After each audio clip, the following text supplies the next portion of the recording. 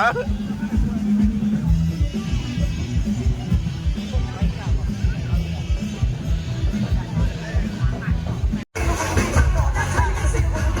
င်္ဂလာပါခင်ဗျာကျွန်တော်ဖတ်ပတင်သက်ကြံအကြောင်းလေးပြောပြမှာဖြစ်ပါတယ်ဒါကမနေ့ကျွန်တော်တို့သွားရတဲ့ဖတ်ပတင်သက်ကြံပေါ့နော်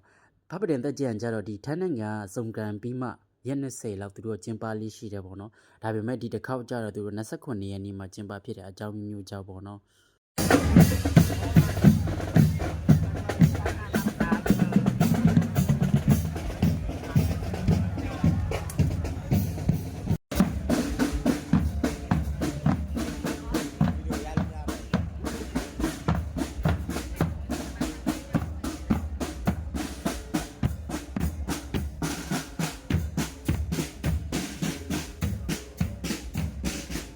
ပွဲတော်ကျင်းပတဲ့နောက်ကျတဲ့အတွက်ကြောင့်မို့လေဒီနှစ်ကတော့မနစ်ကတော့လူမများမနစ်ကတော့လူတအားများပြီးတအားပိတ်ကြပေါ့နော်ဒီနှစ်ကတော့လူနည်းနည်းနဲတယ်ဒါပေမဲ့စီကားတာညနေပိုင်းမှာပိုစီကားတာပေါ့နော်6နာရီ9နာရီ10နာရီလူကပြစ်ကြိတ်တော့ပဲဒီစူစဝါလမ်းမပေါ်တစ်ချောင်းလုံးမှာတအားစီကားတယ်ဒီလမ်းမပေါ်ကတော့ဒါစူစဝါလမ်းတော့မဟုတ်ဒီလမ်းနာမည်တော့မသိဘူးတေချာတော့မကြည့်လာရဘူး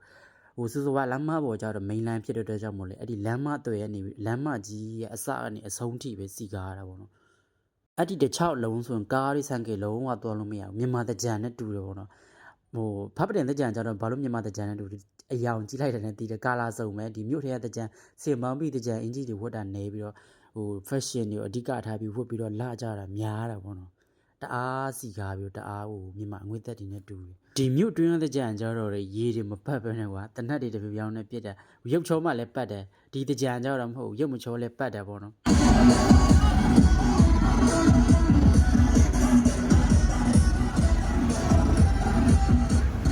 ရွေဦးမြန်မာပြည်လိုပဲရေတွေဘန်နဲ့ပတ်တယ်တနက်အခါတွေလိမ့်တယ်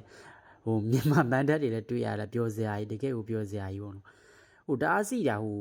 မိုးချုပ်ဘက်ကြတော့လူပိုစီတယ်ပေါ့နော်နိကီမန်ကြတော့တအားပူလို့ထင်တယ်လူကနည်းနည်းနေတယ်ဒါပေမဲ့ပြောစရာကောင်းတယ်သွားကြည့်ပါမရောက်ဘူးသေးတဲ့သူဆိုသွားကြည့်ပါတအားစီပါရဲ့သူကကြတော့မြို့နယ်တစ်ခုပဲရှိတယ်ပေါ့ဒီဖဖရန်တစ်ခွင်မှာပဲရှိတယ်ပေါ့တခြားနေရာတွေမရှိဘူးစမူပကံမြို့နယ်ဖဖရန်ခရိုင်ထဲမှာပဲရှိတယ်ပေါ့တခြားနေရာတော့သူတို့မကျင်းပါဘူး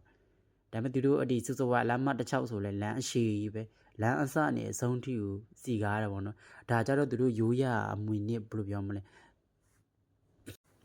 ရုပ်ထုတွေပါတယ်ဒီငကားတို့ပါတယ်အဲ့လိုမျိုးပေါ့သူတို့ရိုးရရုပ်ထုတွေဖြစ်တဲ့ဟိုပါလဲကျွန်တော်တို့မပြောတတ်ဘူး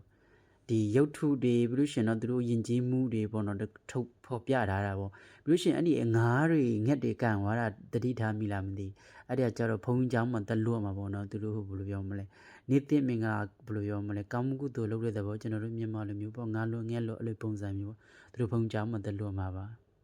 ဒါပေမဲ့တကယ်ဟိုဒိတ်ကျဲလောက်တာပေါ့ပြောမဆိုရင်သူတို့ကဟိုပွဲတော်ကျင်းပတာစီကားတယ်ဟိုသူတို့ထိုင်းရင်ကျေးမှုဝတ်စားစီရင်မှုတွေနဲ့ဝတ်ဆင်ပြီးတော့ဘုံကြောင်းသွားပြီးတော့အဲ့လိုမျိုးလေ့လေချတာပေါ့